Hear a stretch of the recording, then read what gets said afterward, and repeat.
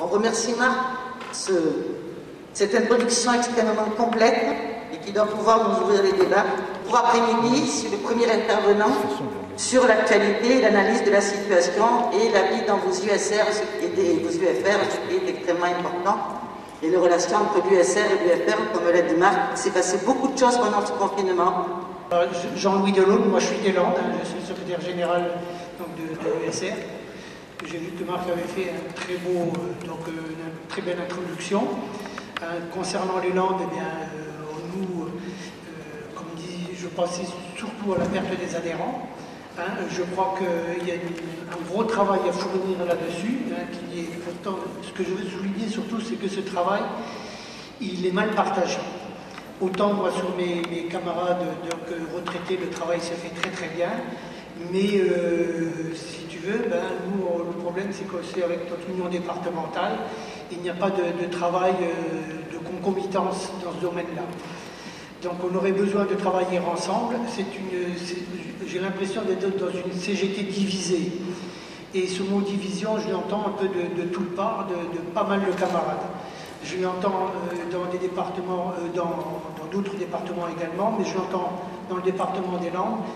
Je circule sur Tarnos. Tarnos, ils sont plus sur la FSM que sur la POSES, donc ils ont des positions plus de classe qu'elles le sont dans d'autres domaines. Donc il faut faire avec ça. J'ai des camarades qui veulent quitter les UL parce qu'ils ont des relations déplorables avec certaines UL. Donc ils veulent se syndiquer, ils veulent payer leurs cotisations intégralement à l'USR. Donc vous savez que très bien, statutairement, on ne le peut pas. Ensuite, c'est un département où c'est que nous, on vit, mais on ne peut pas dire qu'on vit, on survit, parce qu'on est à la merci de l'union départementale qui nous verse une indemnisation. Donc il faut faire une demande de subvention, et on nous verse une petite subvention symbolique pour effectuer notre travail. Alors quand tu parlais de la bataille des idées, la bataille des idées, chez nous, elle ne marche que par la communication. Qu'est-ce que c'est que la communication? La communication, c'est ce que font certains départements. J'en ai un en tête, celui du 87, donc de Limoges, qui a une presse régulière et constante, et où c'est qu'ils font des actions permanentes dans ce domaine-là. Je pense que c'est ce qu'il faut faire dans tous les départements. Il n'y a pas de secret. Là où c'est qu'il y a de la vie, il y a de l'adhésion. Je prends le cas de notre département sur Tarnos. Tarnos, eh bien, ils sont 2 à 3 fois sur les marchés par semaine. Ils font leur petit journal régulier. Ils ont un contact, ils ont une vie permanente. Mais ce n'est pas le cas de beaucoup d'autres UL où c'est qu'il n'y a plus de vie. Donc on ne peut pas se contenter dans ce cas-là d'une idée qui dit j'ai envoyé 32 messages à 32 entreprises, il n'y en a qu'une seule qui m'a répondu, c'est l'hôpital, pour l'action, je parlais pour l'action du 17. À partir du moment où c'est que ça fait des années que certaines entreprises ne répondent pas, parce qu'on avait mis un plan dans le cadre de la continuité syndicale d'aller voir ces entreprises, à partir du moment où c'est que ça ne répond pas par la messagerie, je pense qu'il faut aller voir les camarades sur place, ou sur leur lieu de travail à la sortie, ou à l'entrée, ou carrément aller les voir chez eux. Mais on ne peut pas se contenter aujourd'hui de laisser le syndicalisme s'endormir. Parce que je le dis, partout où c'est qu'il y a de la vie, il y a de l'adhésion. Alors le fait, c'est que chez nous, les camarades ils font des adhésions, et comme ils n'envoient pas le fruit, à cause de cette fameuse reversion qui est faite par l'UD, eh bien, ils veulent aujourd'hui verser la totalité de leur cotisation à l'USR. Je dis, moi, je suis tout à fait capable de prendre la cotisation des camarades, de faire un petit logiciel qui va très bien sur Excel, et puis de faire les reversions qu'il faut. Alors, à un moment donné, j'aimerais que cette question soit véritablement abordée et qu'elle soit véritablement réglée. Les retraités, nous ne sommes pas la roue de secours de la CGT. Qu'on se le dise bien. Moi, je suis adhérent à la CGT pour la totalité, actifs et retraités. Mais je veux que vivent les retraités, parce que nous avons nos revendications et nous devons travailler ensemble pour que justement nous soyons une CGT forte et unie. Et ce n'est pas le cas. Bon, je m'en arrêterai là, je suis un peu passionnel, mais voilà. Bon. Bernard Guidou, l'UFR Cheminot. L'UFR Cheminot. Donc à partir du rapport de Marc, moi quelques réflexions. Bon, déjà, il est difficile, le camarade vient de le prouver, de scinder l'activité revendicative d'un côté et notre état d'organisation de l'autre, parce que d'autant plus dans cette période, je pense que c'est étroitement lié, je vais y revenir, sur nos capacités à faire face aux enjeux de la période et à nos responsabilités. Bon, déjà sur la période qu'on vient de vivre, qui est encore très proche, on a appelé la période de confinement, période difficile, il faut je crois, le mesurer, d'ailleurs qui reste difficile, je vais y revenir aussi. Nous, pour ce qui nous concerne, on a tenté, je dis bien tenté, d'impulser dans nos sections une vie pendant ce confinement, c'est-à-dire au sens revendicatif et syndical. C'est-à-dire que nos sections prennent le temps et s'organisent pour contacter les syndiqués, pour discuter avec eux sur la situation, sur le caractère humain de la situation qui pesait très lourd, ça a été dit dans le rapport. Et là, on s'est confronté dans cette période-là à l'état de nos sections. C'est là que automatiquement, quand on commence à regarder et à analyser la période qu'on vient de vivre, mais sur celle qui est en face de nous aussi, on se confronte à notre état d'organisation. Et notre état d'organisation, c'est pas qu'un nombre de syndiqués. Certes, c'est un nombre de syndiqués, mais c'est des structures qui vivent, qui mènent une activité, qui sont attractives. Et aujourd'hui, il faut se rendre à l'évidence, on a un certain nombre de sections qui sont aujourd'hui l'organisation principale de notre UCR. Les autres structures, que sont les UFR et les USR, servent normalement à aider nos sections à vivre et à impulser une activité revendicative. Sinon, l'UFR, si on ne sert pas à la fin, on ne sert à pas grand-chose. Et là, on a remarqué dans cette période de confinement qu'on avait un certain nombre de sections qui ne fonctionnaient pas bien sûr avant le confinement, mais là, qui ne fonctionnaient encore moins. Et qui sont toujours en confinement d'ailleurs. Ben oui, quand on est dans cette situation compliquée et qu'on a des sections qui ne fonctionnent pas, c'est difficile de mener une activité. Et encore aujourd'hui, on a un certain nombre de sections chez les cheminots qui sont en difficulté de fonctionnement et qui ne se réunissent plus, qui n'échangent plus, donc qui ne luttent plus. Parce que c'est ça se termine comme ça.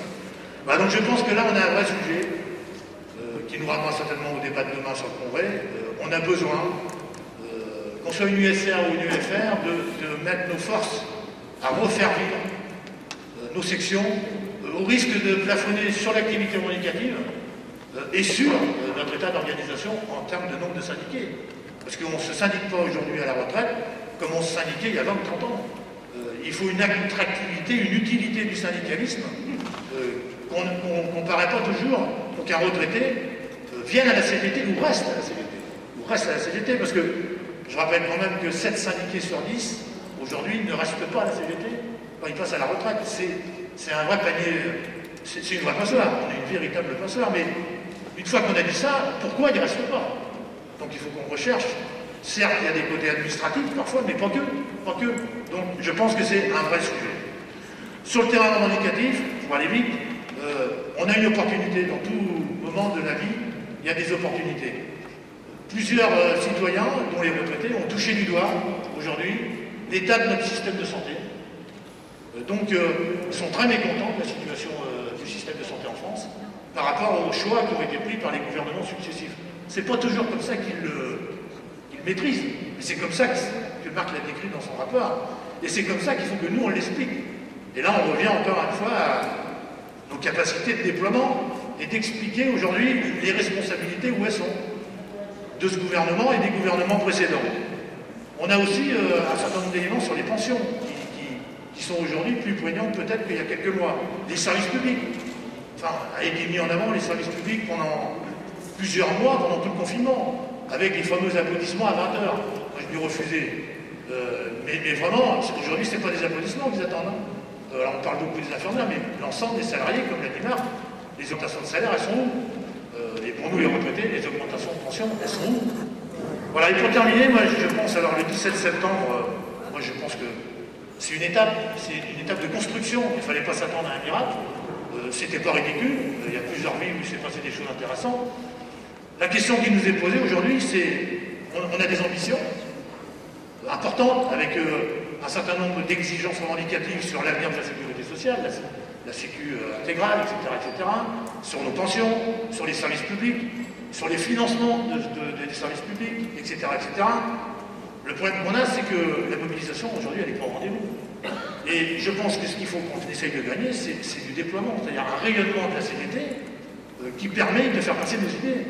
Donc ça passe par la lecture, ça passe par l'échange, au niveau pour que nos syndiqués, le maximum de nos syndiqués, mais c'est vrai chez les actifs aussi, hein, soient porteurs des idées de la CGT et redonnent de la perspective et de la confiance. Parce que sinon on aura de grosses difficultés à mobiliser. Et je pense qu'on est à ce stade-là de vérifier quand on est une UFR ou une USR, que l'ensemble de nos sections se sont bien remis en activité pour pouvoir réussir des rendez-vous de demain, qu'ils soient sur un terrain spécifique retraité ou sur un terrain interprofessionnel avec nos camarades actifs. Donc oui, Françoise Lichière, USR du Vaucluse. Donc le confinement, comme tous, on l'a pas bien vécu. On l'a mal vécu, je pense, particulièrement chez les retraités, c'est sûr. Et c'était compliqué. Moi, je sais que, personnellement, en tant que secrétaire de l'USR, j'ai essayé d'inonder un peu et nos militants, nos sections, de toutes les informations que j'avais en ma possession. J'ai cru savoir qu'ils les recevaient. Certains en étaient satisfaits, mais les trois quarts, je ne sais pas.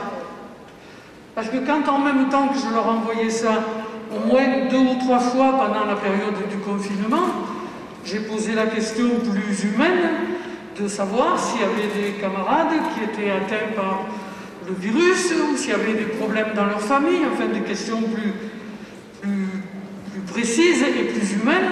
J'ai pas eu de réponse. C'est-à-dire que le confinement, y compris les ordinateurs, ils étaient dans le confinement. Y compris les téléphones et ordi étaient confinés. Par exemple, on avait prévu le 24 septembre de faire notre traditionnelle fête de l'USR. On l'a annulé, transformé en initiative militante, parce qu'on ne sait pas qui c'est qui voulait venir ou pas. On n'avait pas de réponse. C'est pas, ils ne nous disaient pas oui ou merde ou non. Va te faire revoir parce qu'on n'a pas le temps actuellement de faire ça. Rien, pas de réponse. J'ai interpellé les sections, je ne sais combien de fois, des camarades ont interpellé leur propre section, nous n'avions pas de réponse. Incapables de dire on va la tenir ou pas la fête. Et là, l'initiative militante, en les prenant un par un, j'ai eu les réponses des camarades du conseil départemental, c'est-à-dire normalement les plus engagés. Et j'ai quelques réponses. On va tenir notre initiative militante le 24. Mais donc je dis, mais on ne sera pas la foule. C'est compliqué. Nous avons des camarades qui, pour des raisons médicales, ont la trouille. Hein, il faut quand même, je crois qu'on se le dise.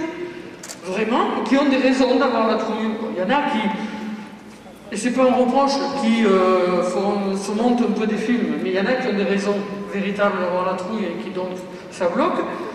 Donc je crois que, voilà, moi c'est pour ça que tout compte fait, le 17, alors on était 500 en Vaucluse, on avait fait une initiative dans une zone où il y a des entreprises, où il y a des suppressions d'emplois, en fait c'était sur la Nationale 7 à Avignon, Pontet, mais je préfère dire Avignon, non, parce que Pontet ça passe plus.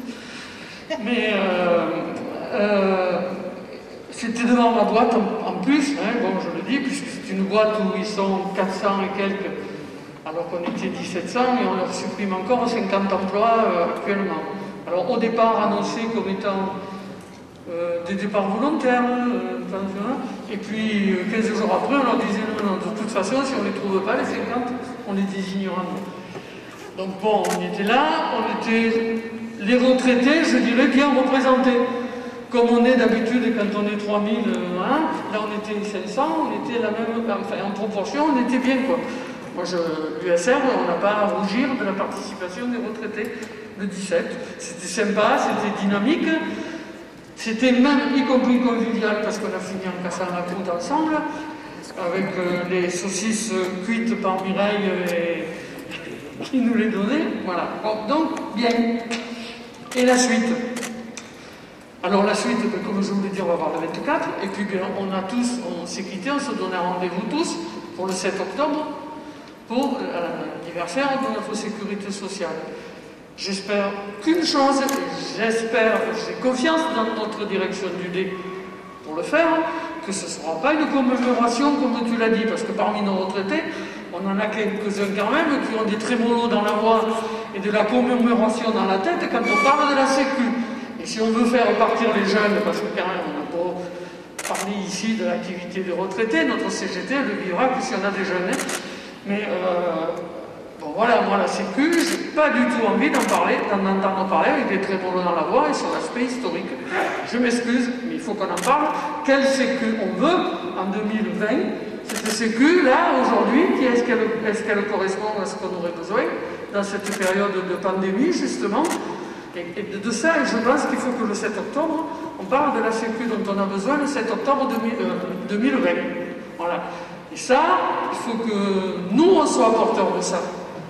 Parce que, enfin, il faut qu'on se le dise quand même. On sait bien tous que dans nos troupes, on a des camarades qui ont tendance à vouloir nous réapprendre l'histoire, parce que je suis sûr que si je parle de la Sécu, moi je vais dire des conneries. Mireille, elle n'en dit pas parce qu'elle le connaît, c'est son boulot. Mais moi je vais en dire. Je suis sûr. Parce que l'histoire, je ne la connais pas entièrement, parce que, voilà, pardon. Voilà. Donc, parlons de la Sécu que nous voulons le 7 octobre 2020 et pour les jours qui suivent. Merci.